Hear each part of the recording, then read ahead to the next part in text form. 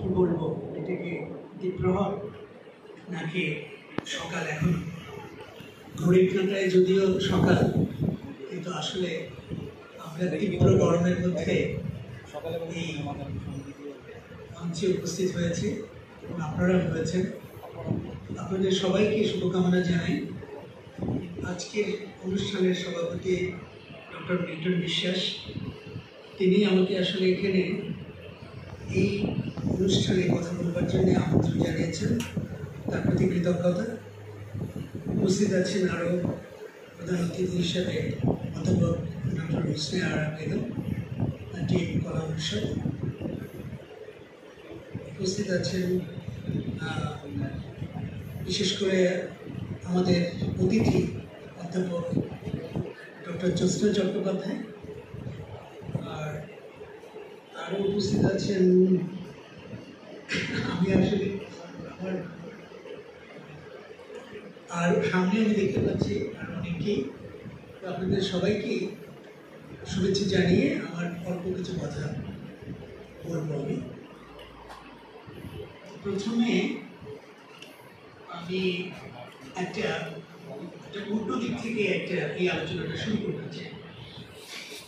সেটা হচ্ছে রবীন্দ্রনাথ সম্পর্কে ইদানিং আমরা অনেক অভিযোগ শুনছি, বা ধরা যায় অনেকে নানা রকম অভিযোগ করছেন, এবং সেটা ফেসবুকে সোশ্যাল মিডিয়াতে কিন্তু আপনারা দেখতে পাবেন। এবং এক ধরনের রবীন্দ্র বিদ্বেষী বক্তব্য নিয়ে তারা হাজির হচ্ছে। কেউ কেউ ভিডিও করে কথা বলছেন, কেউ কেউ পোস্ট দিয়ে কথা বলছেন। বিশেষ করে রবীন্দ্রনাথের জন্মদিনে, যে জন্মদিনটা চলে গেল, সেই জন্মদিনে আমার চোখে অনেকগুলো পোস্ট আমি দেখেছি ফেসবুকে, এবং সেটা দেখতে দেখতে আমি কী ধরনের অভিযোগ রবীন্দ্রনাথের বিরুদ্ধে করা হয় সেই কথাগুলি দিয়ে আমি শুরু করতে চাইছি। তারপরে আমরা আলোচনায় ঢুকব, মূল আলোচনা। আপনারা দেখে থাকবেন যে রবীন্দ্রনাথ সম্পর্কে অভিযোগ হচ্ছে যে তিনি জমিদার ছিলেন,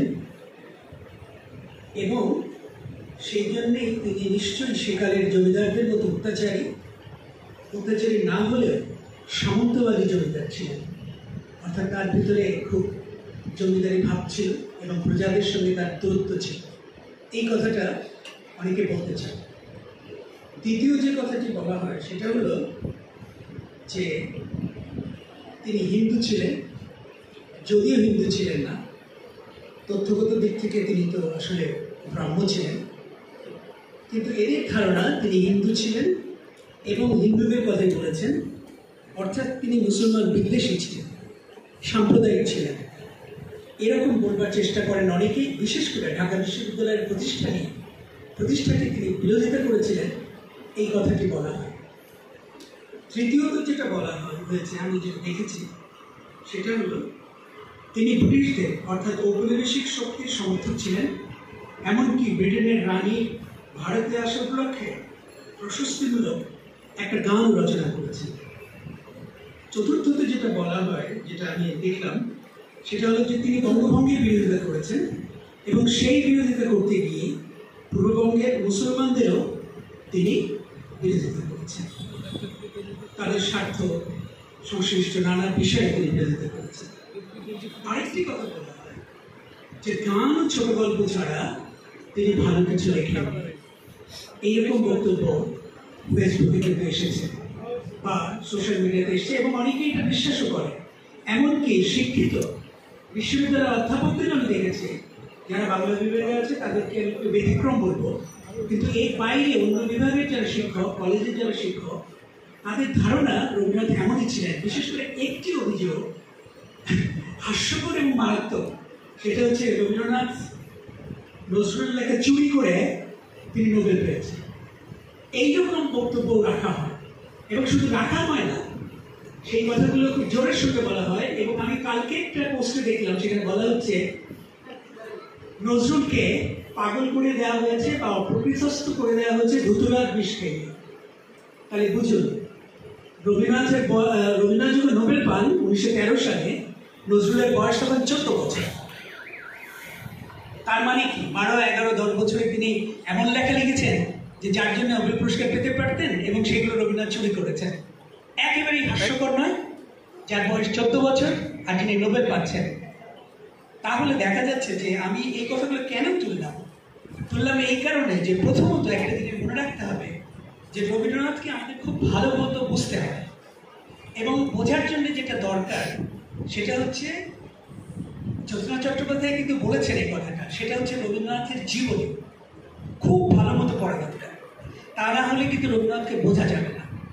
রবীন্দ্রনাথের খুব চমৎকার একটি জীবনী প্রকাশ করেছেন প্রশান্ত কুমার পাল, রবি জীবনী, যেটাকে আমি মনে করি আমার কাছে রোমাঞ্চকর লাগে। আমি যখন ওই বইটা পড়েছি, একটার পর একটা খণ্ড পড়ছিলাম এবং কয়েকবার পড়ছিলাম, যখন মনে হচ্ছিল যে ভুলে যাচ্ছি তো, কারণ রবীন্দ্রনাথের প্রতিদিনের জীবনী হচ্ছে ওই খণ্ডগুলিতে প্রতিদিনের জীবনী আছে। তিনি চেষ্টা করেছেন প্রতিদিন ধরে ধরে রবীন্দ্রনাথের জীবনীটাকে সামনে আনার জন্য। কাজে ওটা একেবারেই একটা ফিকশন মনে হয় আমার কাছে, একটা উপন্যাস মনে হয় আমার কাছে। পুরো খণ্ডগুলি পড়লে মানে বিস্মিত হতে হয় যে রবীন্দ্রনাথ কী ধরনের মানুষ ছিলেন, তার জীবন কত সমৃদ্ধ ছিল, কত দিক থেকে সমৃদ্ধ ছিল। কিন্তু একটা সবচেয়ে বড় দুঃখজনক ব্যাপার হচ্ছে, এটা তো একটা গেল, আর হচ্ছে রবীন্দ্র রচনাগুলি। আমাদের ঢাকা থেকে রবীন্দ্র রচনাগুলি একটা খুব চমৎকার খণ্ড বের করেছেন।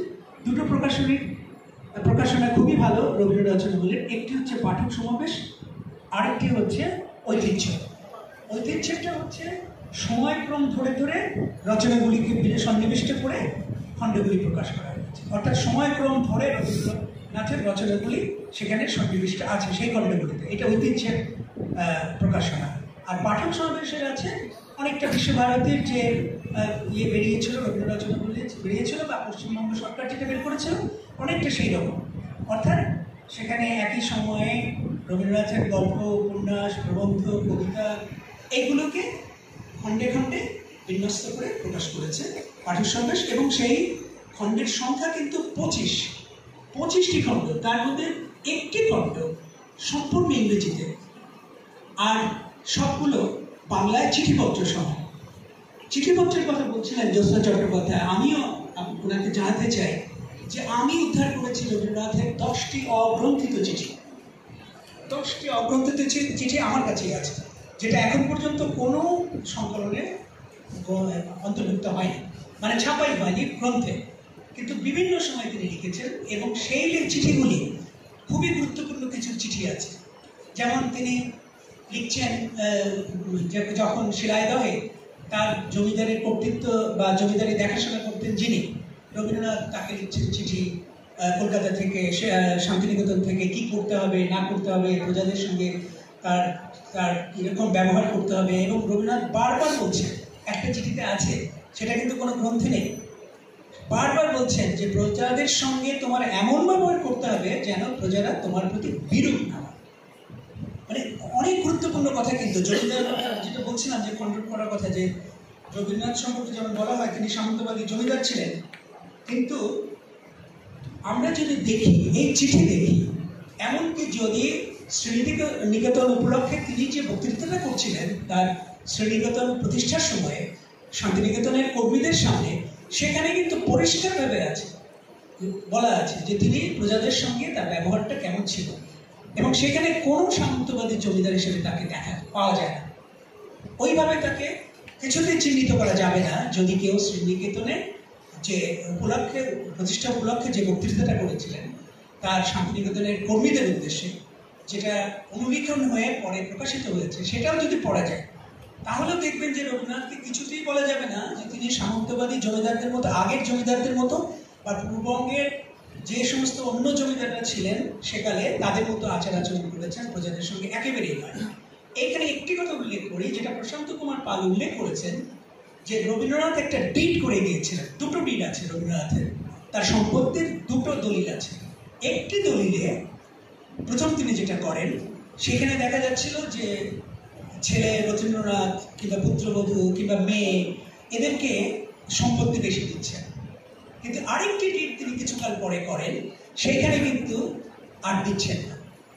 তিনি রবীন্দ্রনাথকে দিচ্ছেন একটা মাসোহারার ব্যবস্থা রাখছেন মেয়ের জন্যে, জামাতার জন্যে, তারপরে রবীন্দ্রনাথের জন্যে, কিন্তু অন্য জমিগুলো তিনি বলেছেন যে তার থেকে যে আয় হবে সব প্রজাদের কল্যাণে ব্যয় করবে। একেবারে সুনির্দিষ্টভাবে বলছে যে প্রজাদের কল্যাণে ব্যয় করতে হবে। ওই ডিট করে যান, শেষের ডিট এটা, এবং সেটাই কার্যকর হয়েছে।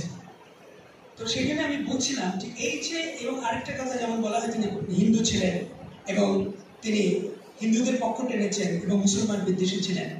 প্রশান্ত কুমার পালের বইতেই আছে, তিনি একবার যে ব্রাহ্মণদের যে উপাসনা হতো সেই উপাসনা উপলক্ষে তিনি বলছেন, তিনি চেষ্টা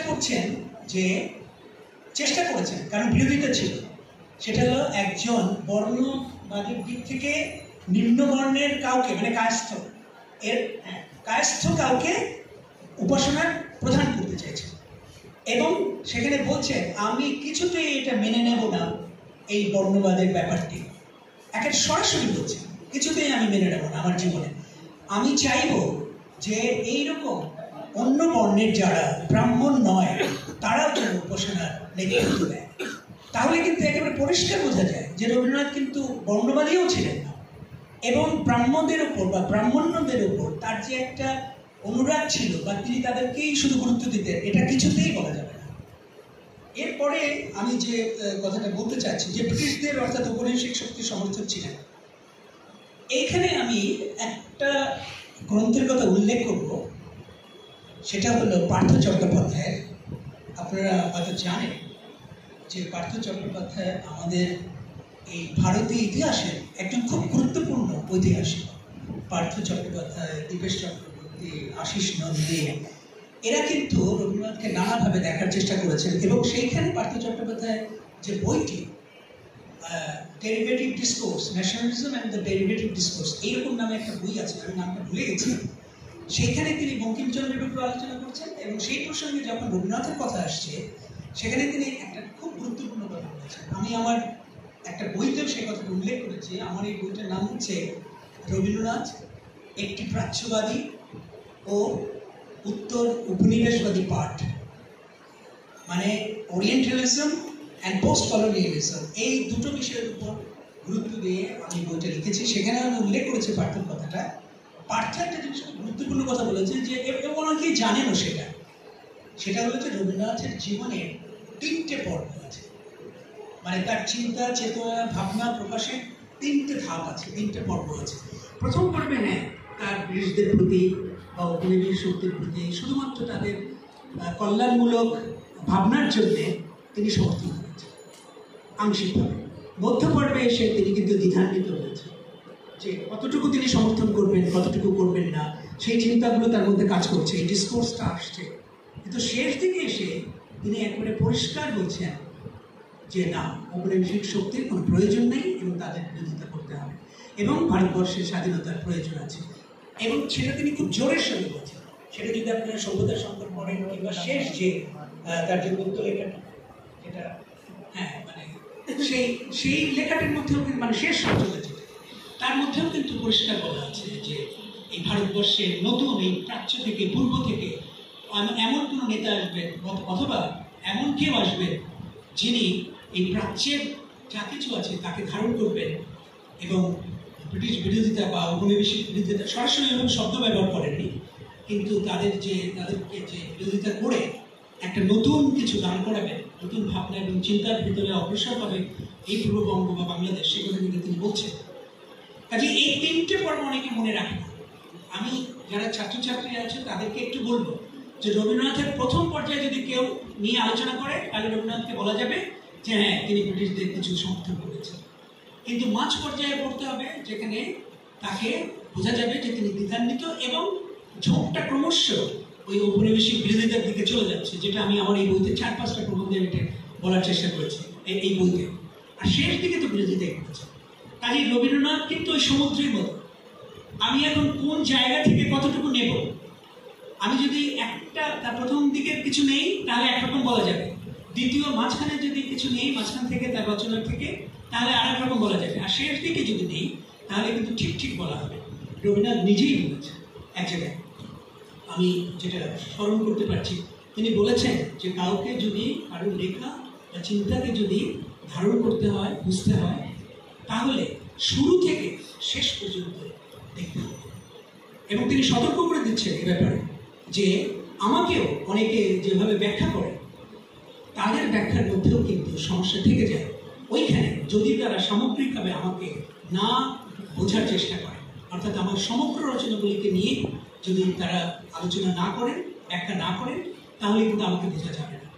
কাজে এই ব্যাপারটা কিন্তু ছাত্রদের অনেকেই আছে, দেখবে যে ফেসবুকে একটা অংশ দিয়ে দিল যেটা রবীন্দ্রনাথের প্রথম দিকের লেখা, সেখানে কিন্তু হয়তো দেখা গেল একটু ঝোঁক আছে উপনিবেশিক শক্তির প্রতি। আসলে কিন্তু উপনিবেশিক শক্তির প্রতি না, তিনি বলেছেন যে ভালো ইংরেজ আর যে ইংরেজ ভালো নয় এর মধ্যে তিনি পরিষ্কার পার্থক্য করেছেন। অ্যান্ড্রুজ তো তার এক ইংরেজ বন্ধু, কিন্তু তিনি তো ভালো ইংরেজ, তার কাছ থেকে অনেক কিছু নেওয়া যাবে, তিনি মানবিক। তো এই ব্যাপারটা কিন্তু বোঝার ব্যাপার আছে যে রবীন্দ্রনাথ পরিষ্কারভাবে একটা পার্থক্য করে নিয়েছিলেন যে কল্যাণমূলক এবং মানবিক যে পশ্চিমী বুদ্ধিবৃত্তিকের জগতে যারা আছেন তাদেরকে গ্রহণ করতে হবে। এবং এই প্রসঙ্গে আমি আসবো একটু পরে, যেমন রোমানুল্লাহর সঙ্গে তার সম্পর্কে বা অন্যান্য সম্পর্কে। কিন্তু প্রথমে আমি যে জিনিসটা একটু এইবার বলি যে রবীন্দ্রনাথের গবেষণার ক্ষেত্রটি এখন কিন্তু অনেক, আমি মনে করি অনেক বিষয় নিয়ে কিন্তু কাজ হয়নি, গবেষণা হয়নি। যেমন বলে গেছেন যশোর চট্টোপাধ্যায়, যেমন তার চিঠিপত্র, হ্যাঁ চিঠিপত্র বা তার জীবনী যে লেখাগুলি, এগুলো কিন্তু নিয়ে খুব বেশি কাজ হয়নি। একটা কাজ আমি দেখলাম, এটা দেশ পত্রিকার বিজ্ঞাপন এসছে, যে চিঠিপত্রের সঙ্গীত চিন্তা। হ্যাঁ, রবীন্দ্রনাথের চিঠিতে সঙ্গীত চিন্তা, চিঠিপত্র, এটা নিয়ে একটা বই করেছেন একজন, সেটা আনন্দ থেকে বেরিয়েছে, সেটার বিজ্ঞাপন দেখলাম, বইটা আমি এখনো দেখিনি। কিন্তু শুধু কি সঙ্গীত চিন্তা, তার বাইরে অজস্র বিষয় আছে যে বিষয়গুলি চিঠিপত্রের মধ্যে খুঁজে পাওয়া যাবে। যেমন একটা বিষয় আমার মনে হয়েছে যে তিনি যে বুদ্ধিবৃত্তিক চর্চাটা করছেন, বুদ্ধিবৃত্তিক যে তর্কগুলো করছেন, সেই তর্কের উপরে কিন্তু কোনো ভালো বই এখন পর্যন্ত আমার চোখে পড়েনি। যেমন ধরা যাক অনিল চক্রবর্তীকে চিঠি লিখছেন, সুধীন্দ্রনাথ দত্তকে চিঠি লিখছেন, এই চিঠিপত্রের মধ্য দিয়ে যে একটা বৌদ্ধিক আলোচনা, একটা ইন্টেলেকচুয়াল যে ডিবেট এবং ইন্টেলেকচুয়াল যে ডিসকোর্সের যে মানে ব্যবধান, মানে রবীন্দ্রনাথ কি ভাবছেন, অনিল চক্রবর্তী কি ভাবছেন, কিংবা সুধীন্দ্রনাথ কি ভাবছেন, এমনকি বুদ্ধদেব বসু এদের কাছে যে আধুনিক কবিদের কথা বললেন, তাদের সঙ্গে তার যে ইন্টারাকশনটা হয়েছিল, মিথস্ক্রিয়াটা হয়েছিল চিঠিপত্রের মধ্য দিয়ে, সে নিয়ে কিন্তু কোনো বই আলোচনা আমার চোখে এখনো পড়ে। বিচ্ছিন্নভাবে কেউ কেউ বলেছেন, কিন্তু সুনির্দিষ্টভাবে সেভাবে আলোচনা নেই। এমনকি ধরা যাক যে প্রমোদ চৌধুরী এমন একজন ব্যক্তিত্ব ছিলেন যে রবীন্দ্রনাথ তাকে বন্ধু মনে করতেন এবং আত্মীয় তো ছিলেন। সেই প্রমোদ চৌধুরী আমি মনে করি বাংলা সাহিত্যে বা বাংলা ভাষায় অন্তত 3 থেকে 4 জন মানুষ যাদেরকে নমস্য ভাবতেই হবে, তাদের বুদ্ধি স্তর, বৌদ্ধিক উচ্চতা এবং তাদের ভাবনা অনেক উঁচু মাপের ছিল। তার মধ্যে অবশ্যই শীর্ষে রবীন্দ্রনাথ, এবং তারপরে আমি মনে করি প্রমোদ চৌধুরী। এবং এরপরে যদি কারো নাম করতে হয় তাহলে অনেক ছড়িয়ে পড়া আরেকজন ব্যক্তি, সেটা হয়েছে। পাশাপাশি অবশ্যই সুধীন্দ্রনাথ দত্তের কথা বলা যায়, কেউ সুধীন্দ্র বসুর কথা বললেন, কিন্তু আমি মনে করি যে এই 4 জন, বিশেষ করে রবীন্দ্রনাথ এবং প্রমোদ চৌধুরী, এদের যে সম্পর্ক, এদের যে মানে নানাভাবে যে তাদের যে মতামত সাহিত্য নিয়ে, সমাজ নিয়ে, রাষ্ট্র নিয়ে যে আদান প্রদান হয়েছে, তা নিয়ে কিন্তু কাজ হয়নি।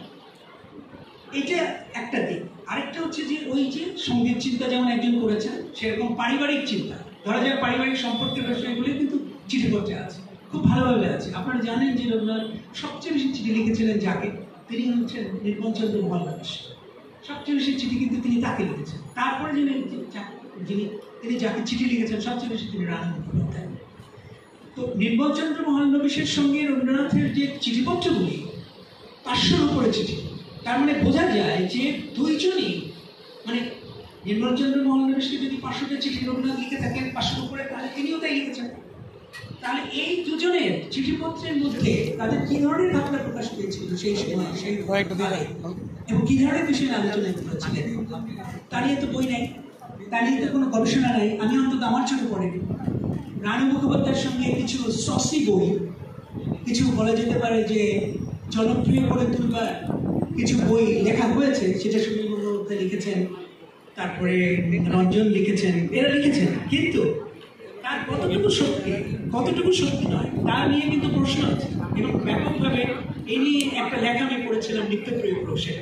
তিনি সমীর গঙ্গোপাধ্যায়ের রানু ভানু বইটাকে এমনভাবে আলোচনা করলেন যে সমীর গঙ্গোপাধ্যায় যে সমস্ত অনুষঙ্গ তুলেছেন তাকে একদম নস্বাত করে দিয়েছে যে এইগুলো ঠিক নয়, কারণ তিনি প্রমাণ দিয়ে বলেছেন যে এখানে মিথ্যাচার আছে অথবা অনুমান আছে।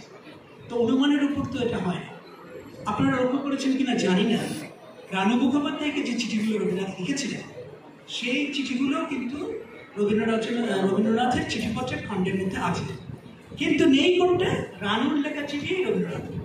কিন্তু আমাদের একটুখানি হলেও সৌভাগ্য যে কিছুদিন আগে গত বছর কিংবা তার আগের বছর দেশ পত্রিকায় রানু মুখোপাধ্যায় যে রবীন্দ্রনাথকে লিখছেন সেই চিঠিগুলো প্রকাশিত হয়েছে। আমি 28টি চিঠি প্রকাশিত হয়েছে দেশে। তার মানে কি এখন কিন্তু রানুর চিঠিও পাওয়া যাচ্ছে, রবীন্দ্রনাথকে লেখা রবীন্দ্রনাথের চিঠিতে ছিল। তো এই সম্পর্কের ব্যাপারটি কিরকম দাঁড়িয়েছে তা নিয়েও কিন্তু খুব বড় ধরনের গবেষণা হয়নি, প্রবন্ধ লেখা। তার মানে বুঝতে পারছেন যে রবীন্দ্রনাথের চিঠিপত্রের বিষয়ে অনেকগুলো গবেষণা, অনেক দিক থেকে গবেষণা করা যায়। এরপরে আমি আরেকটা কথা বলবো যেটা নিয়ে কিছুটা তুলেছেন জ্যোৎস্না চট্টোপাধ্যায়, সেটা হলো যে রবীন্দ্রনাথ ও আধুনিকতা। এই রবীন্দ্রনাথ এবং আধুনিক কবিদের সঙ্গে সম্পর্ক শুধু নয়, রবীন্দ্রনাথের সাহিত্য কিভাবে আধুনিক সেটা কিন্তু তার বইটাতে দেখিয়েছে কিছুটা, কিন্তু সবটা দেখা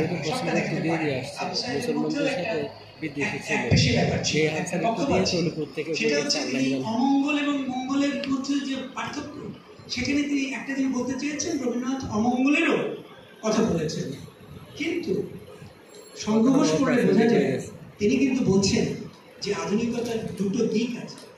একটা দিক অবশ্যই এই অমঙ্গলের দিক, আরেকটা দিক অবশ্যই হচ্ছে যে এই মঙ্গল অমঙ্গলের যে টানা পড়ে, যে মানে এক ধরনের টেনশন, ভালোর সঙ্গে খারাপ বা আধুনিকতার সঙ্গে প্রাচীন বিষয়ের যে একটা দ্বন্দ্ব বা সংঘর্ষ, সেটা আধুনিকতার একটা দিক। এবং সেই দিক থেকে তিনি তখন বলছেন যে নেরুদা আমাদের কাছে কেন গুরুত্বপূর্ণ, কিংবা ধরা যাক যে আমাদের কাছে কেন ফয়েজ আহমেদ ফয়েজ গুরুত্বপূর্ণ। তো এই কথাগুলি কিন্তু তিনি বলছেন সংঘর্ষ, তার মানেটা এবং জীবনানন্দ দাশের কথা বলছেন যে তার কাছে একসময় কেউ একজন বলছিলেন, একজন মার্ক্সবাদী, যে জীবনানন্দ দাশের মধ্যে কিছু খুঁজে পায় না, তিনি তো মানে সাধারণ মানুষের জন্য কোনো কথা বলেননি। তখন শঙ্কর লিখছেন যে আসলে সরাসরি এই আধুনিক কালে বসে কোনো একেবারে নির্জলায় মানবিকতার কথা বলা যায় না, সেখানে যে সংকটগুলি আছে সেটাকেও ধরতে হবে। এবং সেই সংকটের কথা জীবনানন্দ দাশ বলে গেছে। কেন জীবনানন্দ দাশ আধুনিকও, কিন্তু অন্য অর্থে আধুনিক, একেবারে মার্ক্সবাদী অর্থে সাদা কালো নয়, যে মার্ক্সবাদী অর্থে শুধুই বিপ্লব নয়, আবার মানবিক অর্থে শুধুই এক ধরনের মানবিকতার কথা বলে যাওয়া, এটাও নয়। এই দুইয়ের মধ্যেও যে একটা দ্বন্দ্ব আছে, সংঘাত হয় মানসিকভাবে কবিদের, লেখকদের, সেটাও কিন্তু আধুনিকতা। কাজে এই আধুনিকতার কথাটা কিন্তু আয়ুবে নেই, এবং এই আধুনিকতা নিয়ে কিন্তু গবেষণা হয়নি, অন্তত আমার চোখে পড়েনি। আরেকটা দিক বলবো যে রবীন্দ্রনাথের শিক্ষার দিক, শিক্ষার চিন্তা নিয়ে আমি একটা বই লিখেছিলাম, সেটা হলো রবীন্দ্রনাথ ও তার শিক্ষা ভাবনা। এটা কিন্তু এই বইটা করতে গিয়ে আমার মনে হলো যে রবীন্দ্রনাথকে খুব সরলভাবে শিক্ষা চিন্তাগুলোকে ব্যাখ্যা করা, যেমন বাংলা ভাষা নিয়ে তার চিন্তা কী ছিল, কী ধরনের বিদ্যালয় হলে পারে শিক্ষা প্রকৃতপক্ষে ঘটবে।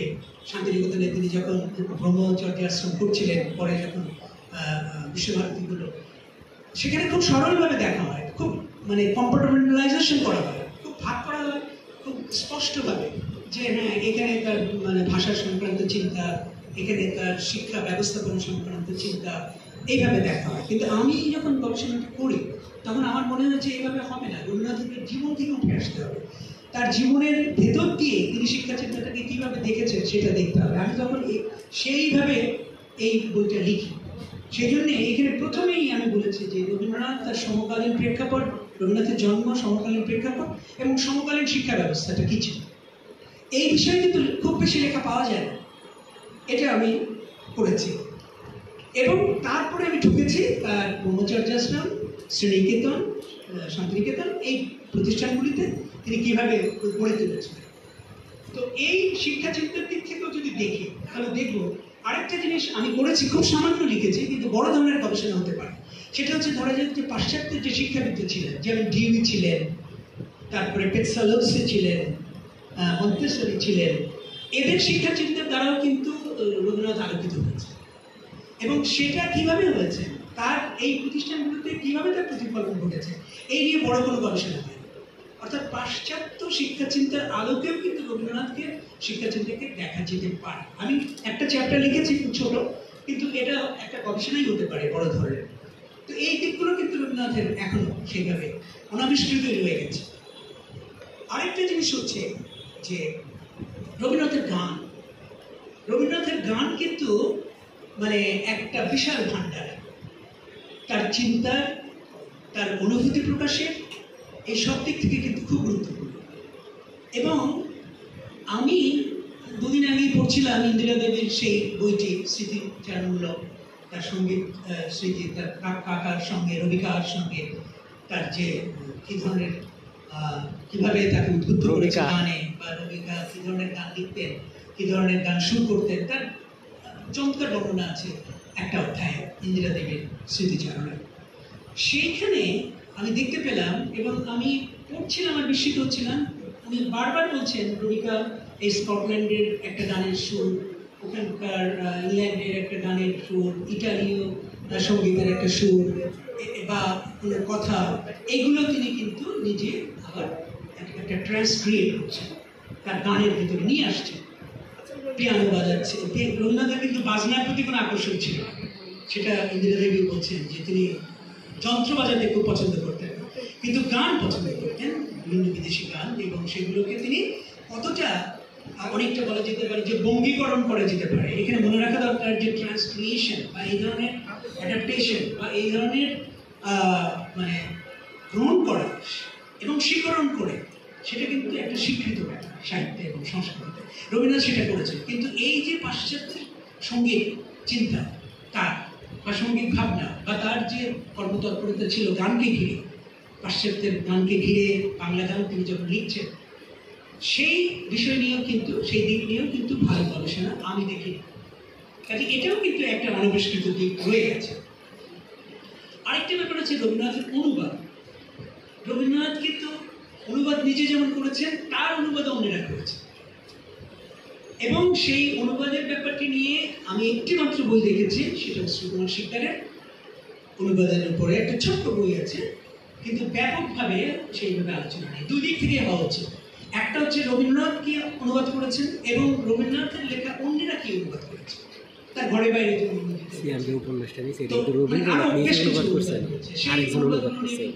সেইভাবে কাজ হয়। যেমন রাদিচে করছে, উইলিয়াম রাদিচে রবীন্দ্রনাথের অনুবাদ করেছে, কিন্তু সেই অনুবাদের মান কেমন বা সেই অনুবাদগুলো কেমন হয়েছে তা নিয়ে কিন্তু গবেষণা সেইভাবে হয়। সেই জন্য অনুবাদ এখন আরেকটা বলেছে, অনুবাদের একটা তত্ত্ব কিন্তু দাঁড়িয়ে গেছে সারা পৃথিবীতে, মানে ট্রান্সলেশন থিওরি। এটা কিন্তু খুব গুরুত্বপূর্ণ একটা দিক। এখন সারা বিশ্বেই কিন্তু বিভিন্ন বিশ্ববিদ্যালয়ে ট্রান্সলেশন যেখানে পড়ানো হয়, সেখানে কিন্তু এই তত্ত্বের বিষয়গুলি আলোচনা হয়, এবং তারপরে যে কারোর অনুবাদকে সামনে নিয়ে তারপরে ব্যাখ্যা করা হয়। এই দিক থেকে কোনো কাজই হয় রবীন্দ্রনাথের উপর পাচ্ছে। মানে আধুনিক ট্রান্সলেশন থিওরির আলোকে রবীন্দ্রনাথের অনুবাদ এবং রবীন্দ্রনাথের অনুবাদ যারা অন্যরা করেছেন, এই নিয়ে কোনো গবেষণা আমার চোখে পড়ে। এবার একেবারেই সুনির্দিষ্টভাবে উপন্যাসের কথায় আসে।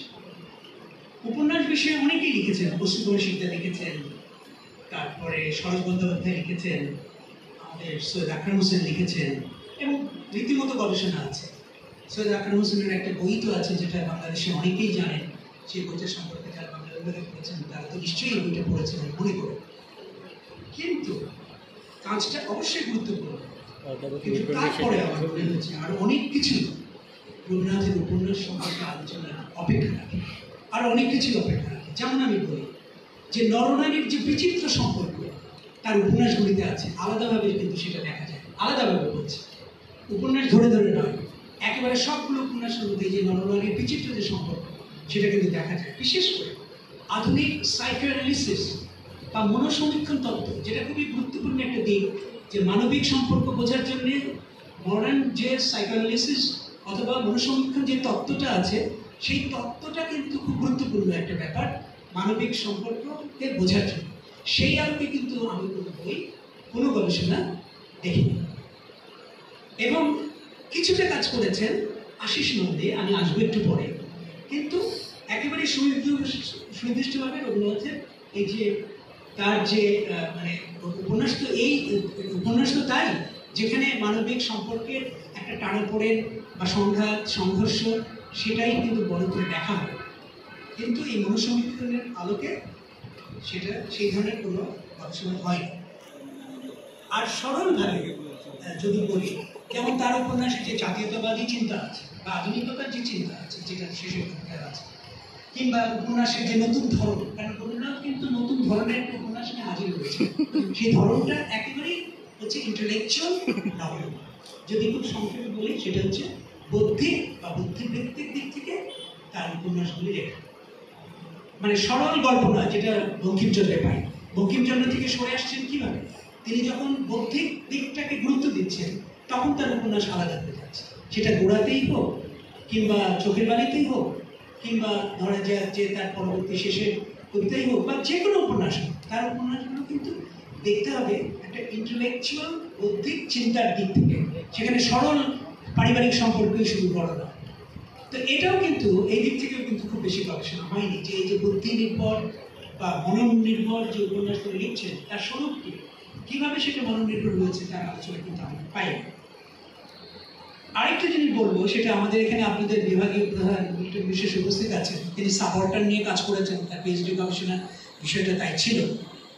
এই যে সাবঅর্ডার তত্ত্বটা, এটা একটা আধুনিক তত্ত্ব, সেটা নিয়ে মিল্টন কাজ করেছেন। আমি তাকে সেই সময় যখন কাজ করছিলেন, আমার সঙ্গে যোগাযোগ হচ্ছিল, তখনই আমি জানি এবং আমি তাকে সাধুবাদ জানিয়েছিলাম যে আপনি একটা একেবারেই আধুনিক একটা বিষয়কে গ্রহণ করেছেন আপনার গবেষণার বিষয় হিসেবে। এটা খুব ভালো দিক, এটা অনেকটাই পথ দেখাবে। কিন্তু আমি যেটা বলতে চাইছি যে এই সাবঅর্ডার ব্যাপারটা রবীন্দ্রনাথে কীভাবে আছে, রবীন্দ্রনাথের গল্পে কীভাবে আছে, তার উপন্যাসে কীভাবে আছে, কবিতায় কীভাবে আছে, সেটা কিন্তু সেইভাবে আলোচনা হয়। এমনি আছে যে 2 বিঘা জমিকে ধরে হয়তো বলা হচ্ছে যে তার কী ধরনের মমত্ববোধ ছিল এই শ্রেণীর মানুষের প্রতি, এইটুকু। কিন্তু একেবারে সাবঅর্ডার তত্ত্বের উপর নির্ভর করে, যেটা রণজিৎ গুহ যে তত্ত্বটা টেনে খুব খ্যাতিমান, সেই তাত্ত্বিকতার প্রেক্ষাপটে কিন্তু আলোচনা নেই, মানে আমি অন্তত কোনো গবেষণা দেখি। এবং সরলভাবে আরেকটা দিকে যদি বলি, সেটা হচ্ছে যে এই রবীন্দ্রনাথের যে রবীন্দ্রনাথের সরলভাবে যেটা বলি যে রেনেসাঁস, এবং আমরা তো জানি যে আধুনিক মানুষ আধুনিক হয়ে ওঠে রেনেসাঁসের মাধ্যমে। এই রেনেসাঁসের প্রেক্ষাপটেও রবীন্দ্রনাথকে যে খুব ভালোভাবে আলোচনা করা হচ্ছে, তা কিন্তু আমার চোখে পড়ে। ধরা যায় ভারতীয় এই বাংলায় বা বঙ্গে সেই সময়ে যে রেনেসাঁস বা নবজাগরণের কথা বলা হচ্ছে, তার আলোকে কিন্তু রবীন্দ্রনাথকে খুব ভালোভাবে দেখা হয়নি। কারণ ওটা দেখতে গেলে কিন্তু সেই রেনেসাঁসের মূল শেকড়ে যেতে হয়, একেবারে ইউরোপীয় শেকড়ে যেতে হয়, তারপরে আসতে হয় এই বঙ্গদেশে। কিন্তু সেই ধরনের কোনো কাজ কিন্তু আমার চোখে পড়েনি, যে এই রেনেসাঁসের আলোকে রবীন্দ্রনাথকে দেখার চেষ্টা, এবং সেটা কিন্তু একেবারে আধুনিক একটা দৃষ্টিভঙ্গি হতো। কবিতায় যদি সুনির্দিষ্টভাবে বলি, তাহলে আরও কিছু দিক আছে, যেমন কিছু কাজ হয়তো হয়েছে, আমার চোখে পড়েনি, আপনাদের পড়তে পারে, আমি ধারণা করি হওয়ার কথা। সেটা হচ্ছে রবীন্দ্রনাথ কবিতায় যেমন পুরাণের ব্যবহার, এই পুরাণের ব্যাপারটা কীরকম হয়েছে সেটা দেখা যেতে পারে, এবং সেই নিয়ে কিন্তু নতুনভাবেও কাজ করা যেতে পারে। নাটকের ব্যাপারটা তো আমরা সবাই জানি যে তিনি সমকালীন সভ্যতার একটা ক্রিটিকে করেছেন, সমালোচনা করেছেন, এবং যন্ত্র সভ্যতার সমালোচনা করেছেন, এবং এই বিষয়গুলো কিন্তু খুব আধুনিক বিষয়। কিন্তু তা নিয়েও কিন্তু বড় ধরনের মানে লেখা, একটা মানে ইন্টিগ্রেটেড রাইটিং বা রিসার্চ আমি বলি, মানে সমন্বিত করে দেখা এবং সমন্বিতভাবে ব্যাখ্যা বিশ্লেষণ করা, সেটা কিন্তু খুব বেশি পাওয়া যায় না, বিশেষ করে আধুনিকতার দৃষ্টিকোণ থেকে। কারণ যন্ত্র সভ্যতার এখন কিন্তু অনেক রূপান্তর ঘটে গেছে, এবং এই নিয়ে কিন্তু অনেক তাত্ত্বিক বিষয় কিন্তু আমাদের সামনে চলে এসছে, এবং তার আলোকে রবীন্দ্রনাথকে দেখার চেষ্টা কিন্তু খুব কমই হয়েছে। ব্যক্তি স্বাতন্ত্র্যের ব্যাপারটা আপনারা জানেন যে আধুনিক দর্শনের একটা খুব গুরুত্বপূর্ণ দিক হচ্ছে, গুরুত্বপূর্ণ বিষয় হচ্ছে সেলফ, মানে আত্মস্বরূপ, নিজেকে দেখা, নিজের আত্মপরিচয়কে দেখা, এবং সেই নিজেকে নানাভাবে দেখা, যেটা আমি বা আমিত্ব বলে চিহ্নিত করছে রণজিৎ গুহ তার দুটো আসবো। তো এই যে নিজেকে আবিষ্কার করা, নিজেকে দেখা এবং তার ভিতর দিয়ে তার নিজের যে পরিচয়কে উপস্থাপন করা, সেই নিয়ে কিন্তু ভালো গবেষণা নেই এখন পর্যন্ত আমার চোখে পড়েনি। বরং রণজিৎ গুহ ছোট্ট দুটো বই লিখেছেন, তার মধ্যে আছে।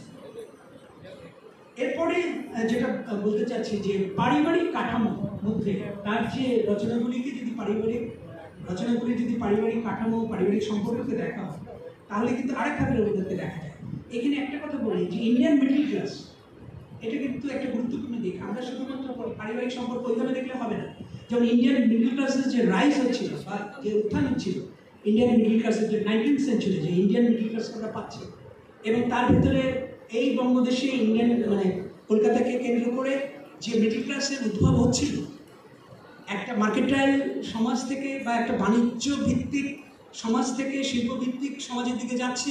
কিন্তু তার চেয়ে বড় কথা হচ্ছে যে যে সামন্তবাদী সমাজ ছিল তা ভেঙে গিয়ে নগরকেন্দ্রিক সমাজ হচ্ছে, নগরকেন্দ্রিক ব্যাপারগুলো কিন্তু সামনে চলে আসছে, এবং সেখানে যে মিডল ক্লাসের উত্থান হচ্ছে বা বিকাশ হচ্ছে, সেই মিডল ক্লাসের দিকগুলোকে যদি হাইলাইট করে বা গুরুত্ব দিয়ে গবেষণা করা হয়, রবীন্দ্রনাথের উপন্যাসে বা গল্পে পারিবারিক সম্পর্ক দেখা হয়, তাহলে কিন্তু আরেকভাবে দেখা যায়। সেটা কিন্তু সেইভাবে কেউ কিন্তু দেখেনি। আমি একটু টুকরো বিচ্ছিন্নভাবে দেখেছি, যে একজন একটু উল্লেখ করেছেন, কিন্তু একেবারেই সুনির্দিষ্টভাবে গবেষণার মধ্যে যাওয়া যায় সেটা হয়নি। তো এটাও কিন্তু একটা দিক যে ইন্ডিয়ান মিডল ক্লাসের rise of the Indian middle class and the fiction of Tagore, এইভাবেও কিন্তু গবেষণা হতে পারত, কিন্তু সেই ধরনের গবেষণা কিন্তু নাই। এছাড়া তার সংস্কৃতি চিন্তা নিয়েও কিন্তু ভালো কোনো গবেষণা নেই। কিছু আছে দর্শন নিয়ে, বিশেষ করে উপনিষদকে কেন্দ্র করে, কিন্তু ভালোভাবে একেবারে সংস্কৃতি ভিত্তিক যে চিন্তা, যা ধরা যাক তিনি সঙ্গীত নিয়ে কী ভাবতেন, অথবা ধরা যাক থিয়েটার নিয়ে কী ভাবতেন, অথবা সাহিত্য নিয়ে কী ভাবতেন। সাহিত্য নিয়ে আলাদাভাবে আছে কিছু লেখা, গবেষণাও আছে, কিন্তু এগুলোকে একটা সমন্বিতভাবে দেখা, যাকে সামগ্রিকভাবে বলবো যে সংস্কৃতি চিন্তা, সেটা কিন্তু আসেনি। এমনকি সাহিত্য চিন্তা আধুনিকতার আলোকে কিন্তু দেখা যায়, একেবারে আধুনিক যে তত্ত্বগুলি আছে তার আলোকে দেখা যায়। এমনকি দেরিদা, ফুকো, ইভেন আমি ফুকোর কথাটা আমার এই বইটাকে একটা জায়গায় উল্লেখ করেছি, যে ফুকো যে ক্ষমতায়নের কথা বলছেন, সেই ক্ষমতায়নের বিরোধিতা রবীন্দ্রনাথ করেছেন এবং তার লেখা। যেমন আমরা যদি মেঘরত্রীর গল্পের কথা বলি, অনেকে সরলভাবে গল্পটা পড়ে, প্রেমের গল্প পড়ে, একজন নায়ক খুব নিগৃহীত হয়েছে ব্রিটিশের ম্যাজিস্ট্রেটের দ্বারা, এইটুকুই গল্পটার সারাংশ। অথবা পোস্টমাস্টার যখন পড়ে কেউ সব দিয়ে নজর দিয়ে পড়ে রতনের, ঠিক আছে, পড়তেই পারে। কিন্তু মেঘরত্রীকে আমরা খেয়াল করেছি যে ওই গল্পে কিভাবে একজন ম্যাজিস্ট্রেট যে ক্ষমতার দম্ভ দেখিয়ে ভারতবর্ষে ঔপনিবেশিক শক্তির যে প্রাধান্য, ঔপনিবেশিক শক্তির যে দম্ভ কিভাবে প্রকাশ করেছে। আপনাদের মনে করতে বলি, যখন যাচ্ছে স্টিমার এবং যাচ্ছে নৌকো, এবং নৌকো তখন পালে হাওয়া লাগিয়েছে এবং নৌকো ছুটছে স্টিমারের আগে, ম্যাজিস্ট্রেট কি করলেন? বন্দুক তাক করে ফুটো করে দিলেন। এটা কি? দুটো জিনিস পরিষ্কার বোঝা যায়, একটা ঔপনিবেশিক শক্তির যে দম্ভ, আরেকটা কি বোঝা যায়? যন্ত্র সভ্যতার শ্রেষ্ঠ ওই দেশি নৌকো মানতে পারেন না রবীন্দ্রনাথ, এবং লিখেছেন সে। তারপরে তাকে জেলে নিয়ে যাওয়া, সেই নায়ককে, নানা ঘটনা, সবটাই কিন্তু ঔপনিবেশিক যে ক্ষমতায়নের যে চাল, যে চক্র, সেটাকে কিন্তু একটা গল্পে আর পোস্টমাস্টারে কি? পোস্টমাস্টারের ওখানে যে ছেলেটি এলো শহর থেকে, কলকাতা থেকে, সে কি ছিল? তাকে কি বলা হচ্ছে? রবীন্দ্রনাথ বলছে ডাঙায় তোলা মাছ। তার মানে কি? সেটা কোন গ্রাম? যে গ্রামের ছবি ওখানে আছে, সেটাতে একটা হতশ্রী গ্রাম, এবং সেটা ঔপনিবেশিক শাসনের কারণে হতশ্রী হয়েছে। ওই রকম দুরবস্থা হয়েছে ওই গ্রামটা। তাহলে এখানে ঔপনিবেশিকতার বিরোধিতা নেই, পরিষ্কার আছে, কিন্তু সেটা দেখতে হবে। আমি একটা জিনিস সবসময় বলি যে একজন গবেষকের কিন্তু ভীষণভাবে একটা অন্তর্দৃষ্টি থাকতে হবে, সেটা না থাকলে কিন্তু গবেষণা হয় না। এছাড়া এই যে পুরুষতান্ত্রিক ব্যাপারটা, সেটাও কিন্তু রবীন্দ্রনাথ খুব ভালোভাবে দেখিয়েছেন নানা ক্ষেত্রে। দুদিন আগে, আমি নাম ধরেই বলি, ফরাদ মজার একটা ভিডিও করেছে, যেখানে তিনি রবীন্দ্রনাথকে পুরুষতান্ত্রিক বলছেন চিত্রাঙ্গদাকে ধরে, কিন্তু তিনি আলোচনা করেননি স্ত্রী পত্রের। কি অদ্ভুত ব্যাপার! তার প্রধান গল্প যেটা পুরুষতন্ত্রের সমালোচনা, সেটা হচ্ছে স্ত্রীপত্র, কিন্তু তিনি ধরলেন কি চিত্রাগতা। তার মানে বুঝে দেখেন যে বৌদ্ধিক অসততা কতখানি হলে এইভাবে এক পেশির মধ্যে দেখা যায়। তো সেই ক্ষেত্রটাও অর্থাৎ এই যে পুরুষতান্ত্রিক যে ব্যাপারগুলি রবীন্দ্রনাথের মধ্যে আছে, কিছু কাজ হয়েছে কিন্তু আরও কিন্তু গভীরভাবে দেখা যেতে পারে। আমি কি সময় একটু বেশি নিচ্ছি? আমি দ্রুত শেষ করছি। আসলে অনেকগুলো ক্ষেত্র আছে তো যে রবীন্দ্রনাথ সম্পর্কে গবেষণা করা যায়, তোমাদের হয়তো অনেকেরই জানাও নেই। সেদিন আমি ছাত্রছাত্রীরা আছেন বলেই আমি এই কথাগুলো একটু বেশি বলছি। যেমন রবীন্দ্রনাথের সঙ্গে অনেকের সম্পর্ক ছিল, বিদেশিদের সম্পর্ক ছিল, দেশি অনেক লেখকের সঙ্গে সম্পর্ক ছিল। আমি তো প্রমোদ চৌধুরীর কথা বলেছি, অমিত চৌধুরীর কথা বলেছি, কিন্তু এদের সঙ্গে তার যে সম্পর্ক, এর বাইরেও তো আরও কয়েকজন ছিলেন যাদের সঙ্গে তার এক ধরনের সংঘর্ষ হয়েছে, আবার বন্ধুত্বও ছিল, এক ধরনের ইন্টারাকশন হচ্ছে। যেমন ধরা যায় যে চন্দ্রনাথ বসু বা দ্বিজেন্দ্রলাল রায় কিংবা জিতেন্দ্রলাল বসু কিংবা বিপিনচন্দ্র পাল অথবা প্রমোদ চৌধুরীর কথা আগেই বলেছি, অথবা তারও আগে বঙ্কিমচন্দ্রের সঙ্গে তাদের সম্পর্ক। এই যে আন্তঃসম্পর্ক, তাদের মধ্যে কী ধরনের বিষয় নিয়ে আলাপ হতো, কী মাত্রায়, কোন পরিমাত্রে, মানে কোন স্তরে গিয়ে আলোচনা করতেন, তারা কী নিয়ে আলোচনা করতেন, তারই কিন্তু গবেষণা হয়। একেবারে সুনির্দিষ্টভাবে রবীন্দ্রনাথ এবং অন্যান্য বুদ্ধিজীবী যারা, লেখক যারা, তাদের সঙ্গে তার সম্পর্ক নিয়েও কিন্তু গবেষণা হতে পারে, নানা দিক থেকে দেখা যেতে পারে, সেটা কিন্তু আমি দেখি। আলাদাভাবে আরেকটা জিনিস দেখা দরকার, সেটা হলো যে নন্দনতাত্ত্বিক যে গবেষণা, গানের কথা আমি বলেছি, যে গানের নন্দনতাত্ত্বিক দিকগুলো কিন্তু দেখা যেত। যেখানে ইন্দিরা দেবী বলছেন যে রবীন্দ্রনাথ যখন প্রথম দিকে গান লিখছেন, তখন ইন্দিরা দেবী বলছেন, তখন রবিকা বলতেন ওই গানগুলি হচ্ছে ইমোশনের গান, মানে আবেগ আছে। কিন্তু পরে বলছেন যে আমার প্রথম দিকের গান তো এরকম ইমোশন সেখানে বেশি, বা ইমোশন বলতে পারিস, কিন্তু পরে আমি যে গানগুলো লিখেছি সেগুলো অ্যাস্থেটিক্স। অর্থাৎ তিনি বলছেন যে পরের গানগুলোতে নন্দনতাত্ত্বিক ব্যাপারগুলো বেশি ভালোভাবে এসেছে। এই যে রবীন্দ্রনাথ নিজেই কিন্তু পার্থক্য করছে, যে একটা বলছেন যে ইমোশন ধর্মী, আরেক জায়গায় বলছে এস্থেটিক। তো এই যে গানের ব্যাপারটি, এটাও কিন্তু নন্দনতত্ত্বের বিষয়, কিন্তু সেই বিষয়গুলো নিয়েও কিন্তু কাজ হয়। রবীন্দ্রনাথের মননশীলতা নিয়েও তো হয়নি। রবীন্দ্রনাথ মননশীল একজন বুদ্ধিজীবী দার্শনিক, ধরা যাক এটা নিয়ে কি ভালো লেখা হয়েছে? হয়নি। বিচ্ছিন্নভাবে উপন্যাস নিয়ে, গল্প নিয়ে, নাটক নিয়ে হয়েছে, কিন্তু সুনির্দিষ্টভাবে একেবারে আধুনিক দৃষ্টিকোণ থেকে কিন্তু এখন পর্যন্ত আলোচনা হয়। তো ওই যে আরেকটা জিনিস যেটা বলছিলাম, হ্যাঁ, যে মধ্যবিত্তের যে জটিল সম্পর্ক, যে তখন মধ্যবিত্ত কিন্তু বিকশিত হচ্ছে, সেই জটিল সম্পর্কগুলো কিন্তু আমরা উপন্যাসের গল্পে কিন্তু পাই, কিন্তু সেই নিয়ে কিন্তু ভালো রকম গবেষণা হয়নি। ধরুন বিনোদিনীর কথাই ধরুন, বিনোদিনী কী ধরনের চরিত্র ছিল, সে কিন্তু শেষ পর্যন্ত একটা জায়গায় পৌঁছেছিল যে তার জন্য কোনো পুরুষের দরকার নেই, বৈবাহিকভাবেও না, বন্ধু হিসেবেও না। এই জায়গায় কিন্তু এখনকার নারীরা পৌঁছে গেছে যে হ্যাঁ, আমি আমার স্বাতন্ত্র্য নিয়ে আমি নিজে চলতে পারি, থাকতে পারি। এই যে আধুনিক চিন্তাটা, সেটা সেই সময় বিনোদিনী কিন্তু করেছে। এবং রবীন্দ্রনাথের একটা বড় ব্যাপারই হচ্ছে তার নারী চরিত্রগুলি সবচেয়ে উজ্জ্বল। এবং ওই যে বঙ্কিমচন্দ্র বলেছিলেন যে প্রাচীনা ও নবীনা, যেটা বঙ্গদর্শনে বলেছিলেন যে প্রাচীনাও আছে আমাদের, নবীনারাও উঠে আসছে। এই যে দ্বন্দ্বটা, যেটা মধ্যবিত্তের দ্বন্দ্বের মধ্য দিয়ে উঠে আসে, সেটা কিন্তু রবীন্দ্রনাথ বলেছেন।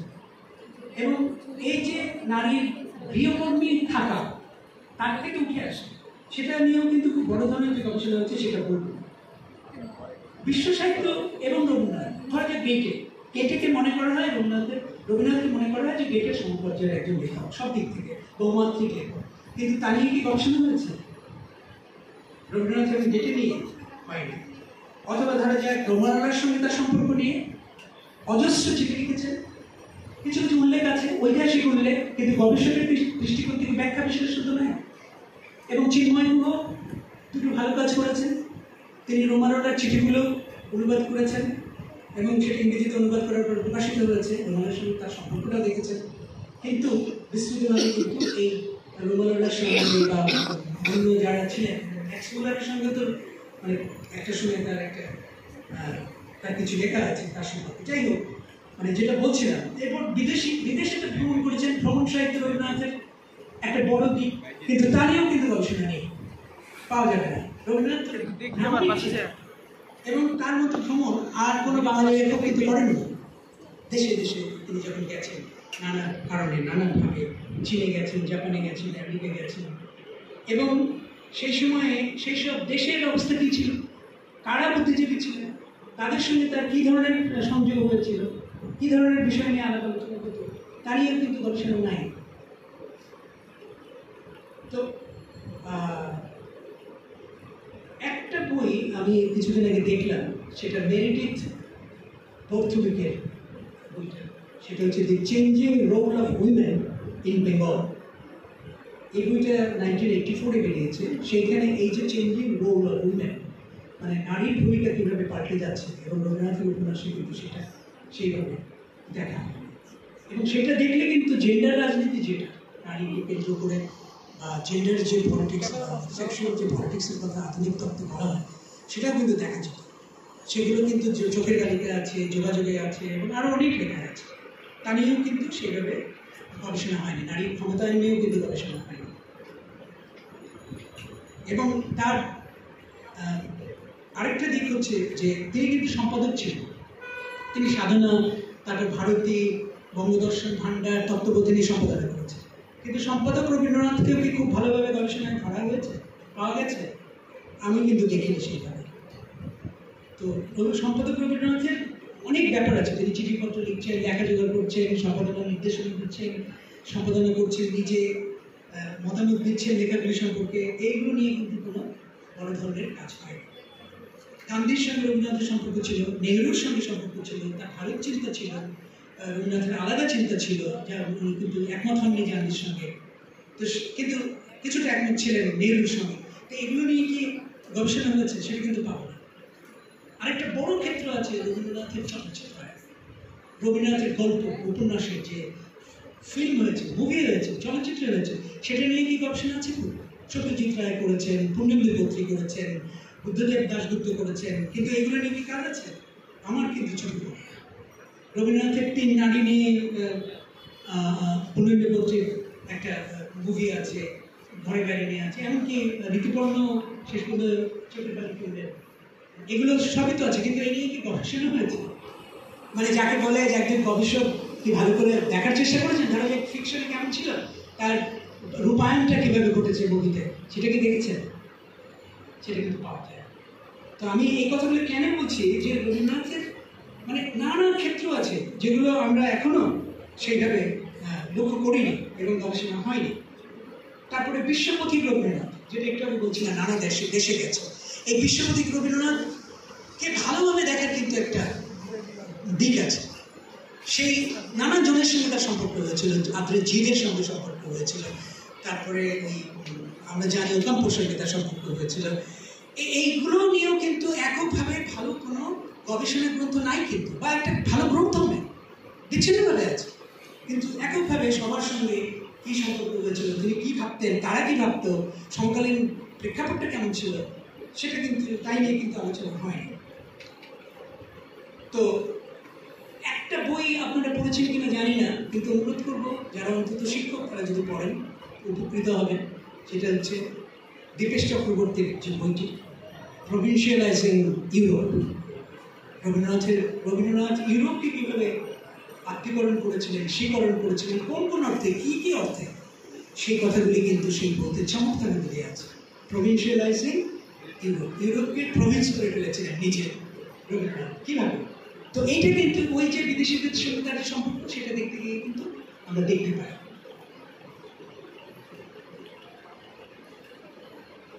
রবীন্দ্রনাথ এবং তার সময়, এটা নিয়েও কিন্তু গবেষণা হয়নি। ধরা যাক রবীন্দ্রনাথ কিন্তু 2 শতাব্দী ব্যাপী রবীন্দ্রনাথের জীবন, একটা হচ্ছে 19 শতাব্দী, আর একটা হচ্ছে 20 শতাব্দী, 1961 থেকে 1941।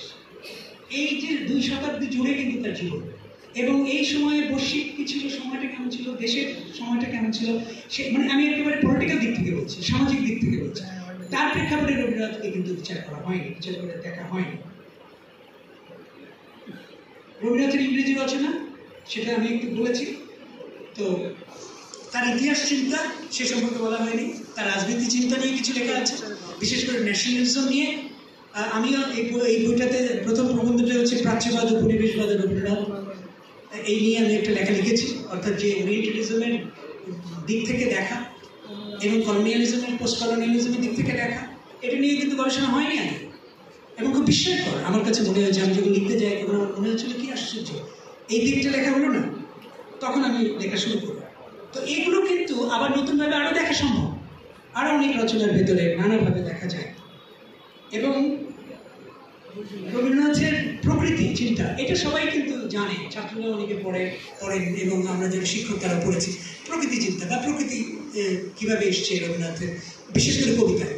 কিন্তু এটাকে আমরা জানি যে জীববৈচিত্র্য নিয়ে রবীন্দ্রনাথের লেখা আছে, যে জীববৈচিত্র্য হচ্ছে একেবারে আধুনিক এই সময়ের একটা সমস্যা, যে জীববৈচিত্র্য নিয়ে সারা পৃথিবী জুড়ে হচ্ছে, বা এই যে আমাদের যে তত্ত্ব হয়ে উঠছে যে পৃথিবী, সেই পৃথিবীর নিয়ে জলবায়ু সমস্যা নিয়ে যে নানাভাবে কাজ হচ্ছে সারা পৃথিবীতে ওই বিজ্ঞানের দৃষ্টিকোণ থেকে, কিন্তু রবীন্দ্রনাথ কিন্তু সে সম্পর্কে লিখে গেছে।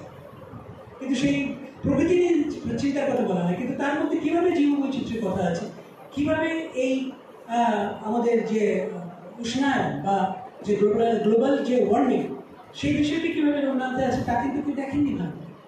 কিন্তু রবীন্দ্রনাথের কিন্তু বিজ্ঞান চিন্তার মধ্যে এবং পরিবেশ চিন্তার মধ্যে এগুলো আছে, সুনির্দিষ্টভাবে দেখা হয়নি। তার কারণ এই বিষয়গুলি সম্পর্কে অনেকে জানা নেই। আমি বলবো যে আধুনিক তত্ত্ব, আধুনিক বিষয়বস্তুগুলো খুব ভালো করে অন্য বিষয় থেকে পড়ে নিতে হবে। সেটা নৃতত্ত্ব থেকে পড়া, সমাজবিজ্ঞান থেকে পড়া, বা কিংবা একেবারেই যে বিষয়গুলি নিয়ে কাজ হচ্ছে বিজ্ঞানীরা কাজ করছেন, বিজ্ঞানীরা যে বিষয়গুলোকে গুরুত্ব দিচ্ছেন, সেই বিষয়গুলো জানতেই হবে রবীন্দ্রনাথকে যদি ভালো করে বুঝতে হয়। তা নাহলে রবীন্দ্রনাথকে কিন্তু ভাষা দেখা হবে, গভীরভাবে দেখা হবে না।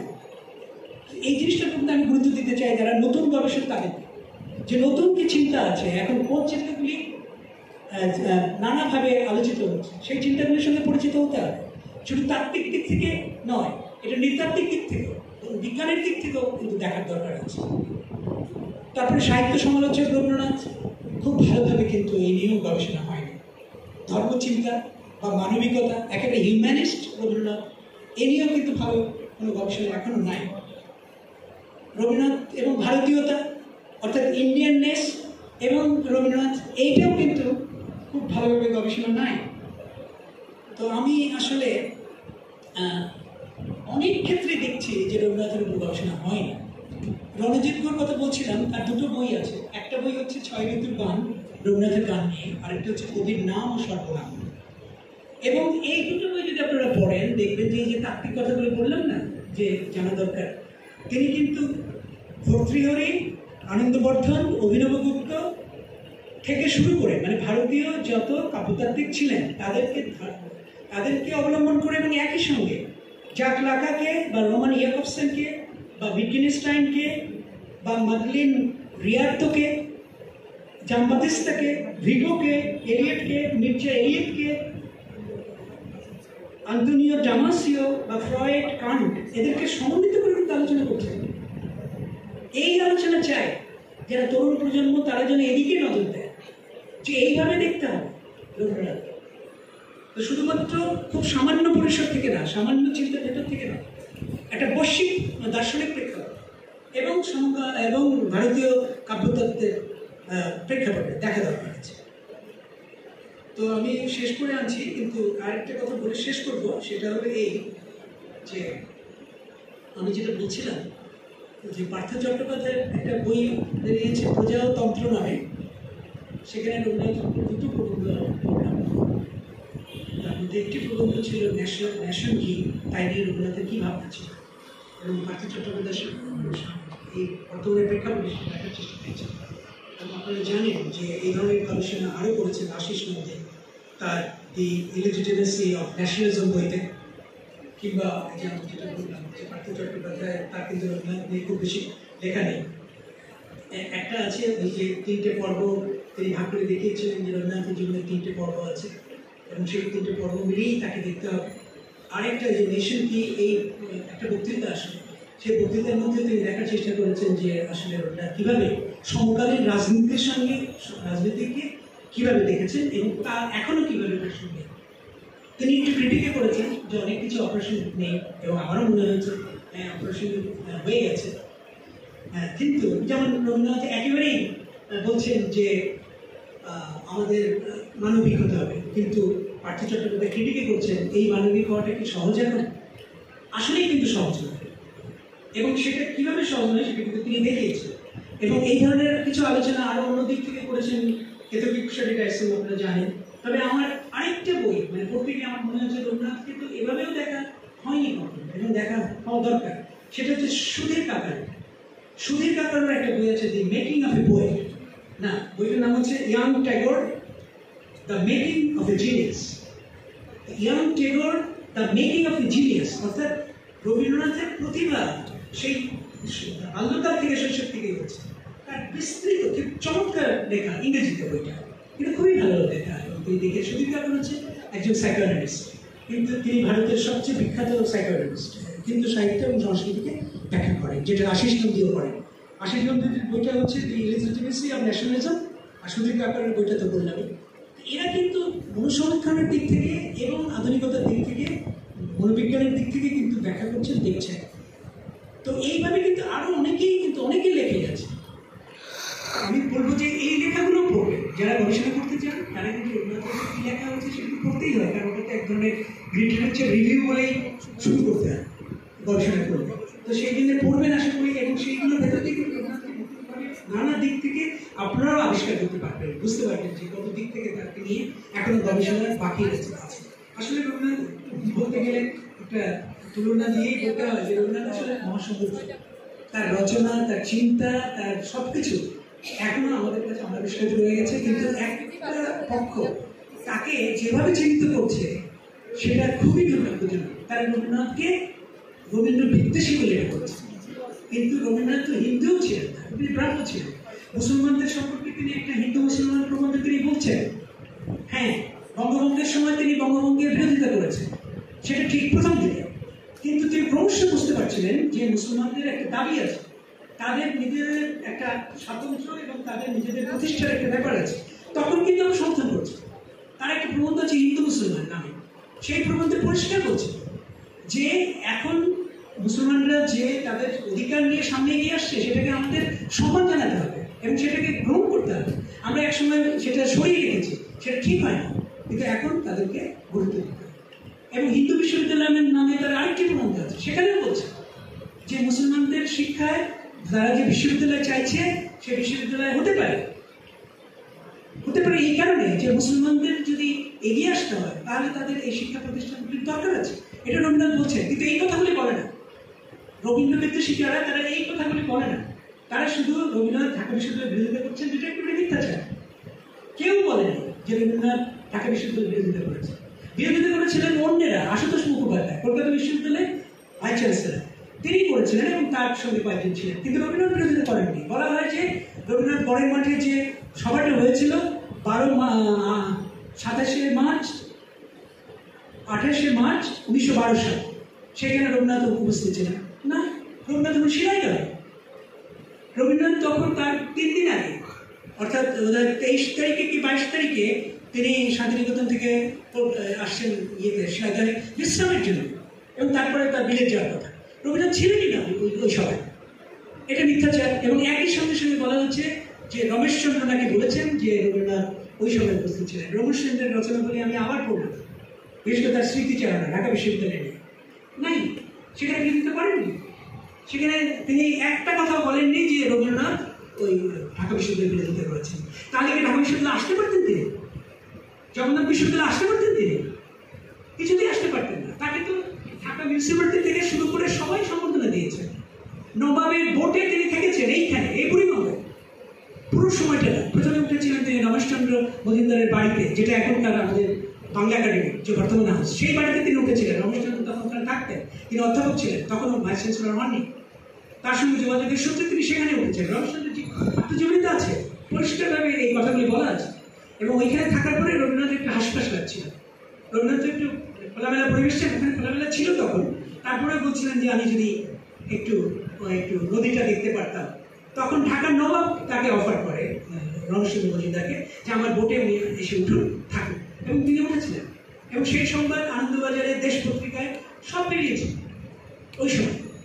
তা কাজেই রবীন্দ্রনাথ, এবং তিনি আমাদের যে সলিমুল্লাহ সেখানে বক্তৃতা করেছে, সেই বক্তৃতা আমার কাছে আছে। ঢাকা বিশ্ববিদ্যালয় কীভাবে গঠন করা হয়েছিল আমি আমার কাছে সেকালের ঢাকা রিভিউ পত্রিকা বেশ কয়েকটি রিপোর্ট বেরিয়েছে, সেই রিপোর্টগুলো আমি সংগ্রহ করেছি।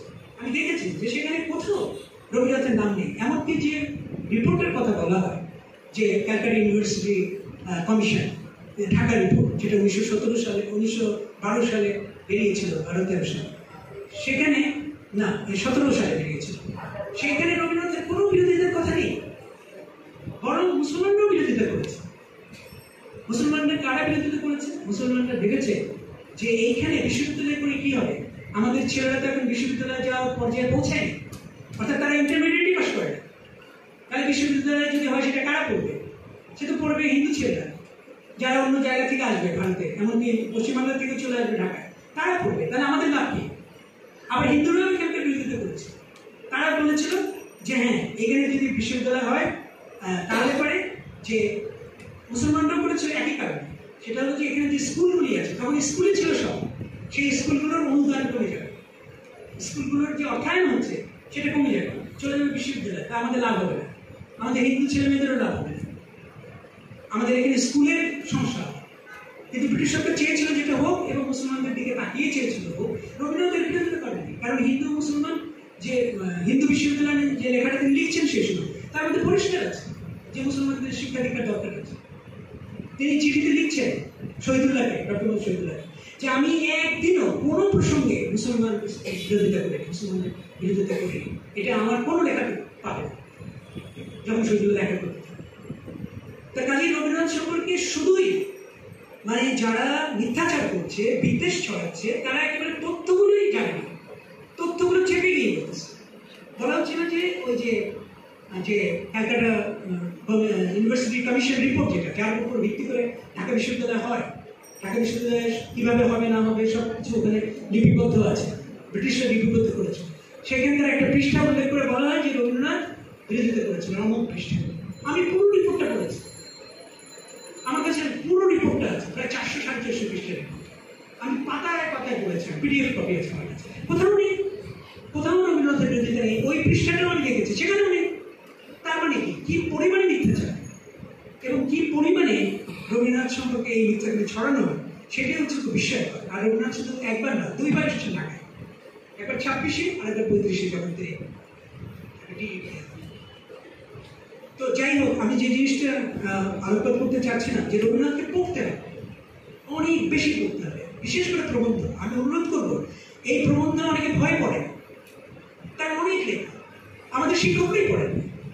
আমি অনেক শিক্ষকের সঙ্গে আলোচনা করে দেখেছি তারা রবীন্দ্রনাথের প্রবন্ধগুলি পড়েন নাই। আমি খুব বিস্মিত হয়েছি যে রবীন্দ্রনাথের যতই হোক, কত আর না হয় 1000-2 পৃষ্ঠা হবে, এটা পড়তে না হয় 6 মাস লাগবে, কিন্তু পড়া তো দরকার, না হলে কী করে গবেষণা হবে, কী করে রবীন্দ্রনাথকে বুঝবেন একজন শিক্ষক বা যারা ছাত্রছাত্রী আছে তাদেরকে তিনি কীভাবে উদ্বুদ্ধ করবেন।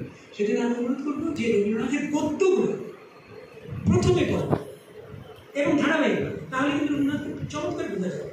আমি পড়তে গিয়ে যেটা করেছি, আমি পড়েছি তো, পড়তে গিয়ে আমি বিষয় ভাগ করে ফেলেছি, যে কোন জায়গাটা কী নিয়ে করছি, কোন বইতে কোন পৃষ্ঠায় কী নিয়ে করছি, আমার একটি নোট আছে। মানে আমি এখন কাজ করতে গেলে আমি ওই প্রথমে অনেকটা বিবলিওগ্রাফির মতো, অনেকটা ইন্ডেক্সের মতো, নির্ঘণ্টের মতো আমি বের করতে যে কোন খণ্ডে কী আছে, আমার সময় লাগে। কিন্তু এই পরিশ্রমের কাজটা করতে হবে। রবীন্দ্রনাথ যেমন পরিশ্রমী লেখক ছিলেন, পরিশ্রমী মানুষ ছিলেন। এবং এইখানে একটা কথা বলি যে রবীন্দ্রনাথের জীবন সম্পর্কে যেটা বলা হয়, রবীন্দ্রনাথ কিন্তু দ্বারকানাথের যে তার সঙ্গে সম্পর্ক, দ্বারকানাথ সম্পর্কে রবীন্দ্রনাথের একটি বাক্য নেই। দেবেন্দ্রনাথের তার স্মৃতিচারণায় 2 জায়গায় মাত্র 2টো প্যারা আছে, আর নেই। দ্বারকানাথকে কিন্তু রবীন্দ্রনাথ পছন্দ করতেন না, কিন্তু আব্দুল শাকুরের রবীন্দ্র জীবনটা পড়ে, যেটা বাংলা একাডেমি থেকে বেরিয়েছে, তিনি দেখিয়েছেন যে দ্বারকানাথ সংস্কৃতিবান ছিলেন কতটা। তিনি ইটালীয় সঙ্গীত সম্পর্কে জেনেছেন ম্যাক্স মুলারের কাছ থেকে, যখন প্যারিতে যান, যখন লন্ডনে যান, তখন তিনি রানীর সঙ্গে দেখা করেছেন, এবং সেই মর্যাদায় তাকে তো প্রিন্স বলা হতো। কারণ কেন বলা হতো? কারণ তিনি মানে একজন প্রচণ্ড উদ্যমী পুরুষ ছিলেন। 16 বছর বয়সে, খেয়াল করেন, 16 বছর বয়সে যখন পার্মানেন্ট সেটেলমেন্ট হয়, চিরস্থায়ী বন্দোবস্ত হয়, তখন দেখা গেল জমিদাররা সে জমিগুলো রক্ষা করতে পারছে না, আইনি মারপ্যাচে জমিগুলো হারিয়ে ফেলছে। দ্বারকানাথ কি করলেন? এই 16 বছর বয়সে ইংরেজি শিখলেন এবং আইন পড়লেন, আইন পড়ে তাদের পক্ষে উকিল হয়ে দাঁড়ালেন। তিনি উকিল হয়ে দাঁড়িয়েছেন এই জমিদারদের পক্ষে, এবং তখনই তার অজস্র অর্থ আয় হয়েছে। মানে তিনি জমিদারদের কাছ থেকে যে পেয়েছেন, মামলা চালানো বাবদ যে ফি পেয়েছেন, সেটা বিপুল পরিমাণ টাকা। তারপরে জাহাজ ব্যবসা ছিল, তিনি নিজের জাহাজে, ইন্ডিয়া জাহাজে ইংল্যান্ডে গেছেন, লন্ডনে গেছেন, নিজের জাহাজে, যেটার নাম ছিল ইন্ডিয়া। এবং তিনি সব ধরনের, হ্যাঁ তার কিছু অনৈতিক কাজ আছে, যে আফিমের ব্যবসার সঙ্গে জড়িত ছিলেন, তার না, এটাও ঠিক। কিন্তু সেকালে নীতি নৈতিকতার মানদণ্ড কি ছিল? এটা তো তখন ব্যবসা ছিল, এটা তো নীতি নৈতিকতার মানদণ্ড তো এখনকার, কিন্তু তখনকার মানদণ্ড তো সেটা ছিল না। এই ব্যবসাটা বৈধ ছিল, পর দিলেই বৈধ হতো। সেটাও আমি দেখলাম একটা রিপোর্টে, যে ইন্ডিয়া কীভাবে মাদক ব্যবসা হতো, সেটার একটা চমৎকার রিপোর্ট আমার হাতে এসছে। মানে এটা ঢাকা রিভিউতে বেরিয়েছে, না এটা ক্যালকাটা ইউনিভার্সিটি গেজেটে আছে। তা কি বলছিলাম আমি, যে দ্বারকানাথ ছিলেন একেবারেই, যত জমিদারি কেনা হয়েছে সব কিন্তু দ্বারকানাথের সঙ্গে। রবীন্দ্রনাথ সেটা ভোগ করেছেন, দেবেন্দ্রনাথ সেটা ভোগ করেছেন।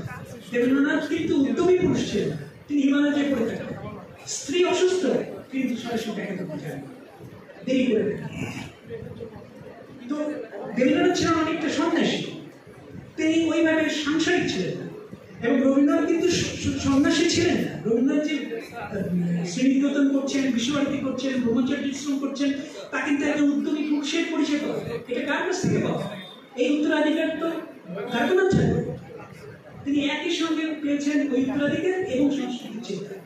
আমি বলবো যে রবীন্দ্রনাথের জীবনকে ভালোভাবে পড়া দরকার আছে, আপনারা সবাই পড়বেন এবং গবেষণার দিকে এগিয়ে যাবেন। আমার কথা অনেক ধৈর্য ধরে শুনেছিলেন, আমি দুঃখিত একটু বেশি বলে ফেলেছি। সবাই ভালো থাকবেন, শুভকামনা।